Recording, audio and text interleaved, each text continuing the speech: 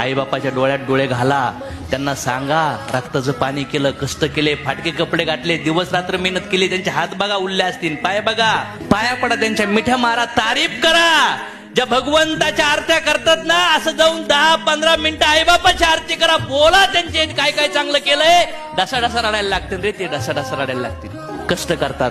मी लहान होतो तरी माझे आईबाप काम करत होते, मी मोठा झालो तरी माझे आईबाप काम करतात, माझं शिक्षण काम करतात, मी जॉब करायला लागलो काम करतात, माझं लग्न झालं तरी माझे आईबाप काम करतात, मी बाप बनलोय तरी माझे आईबाप काम करतात. आणि मी मजा मारतोय, दारू पितोय, सिगरेट पितोय, व्हॉट्सअप फेसबुकला पाहतोय आणि ते तडफडतायत रे, तडफडतायत. विसरून गेलो आपण त्यांची माया. ज्या आईने 9 महिने 9 दिवस गर्भात वाढवलंय, त्या आईबापाची सेवा केली पाहिजे की नाही केली पाहिजे. त्यांच्या आशीर्वादाशिवाय काही नाही भेटणार. ते कसे का वागू नये, त्यांच्या बुद्धीने जसं वागायचे तसे वागतील, पण मला माझं कर्तव्य, आपल्याला आपले कर्तव्य पार पाडलेच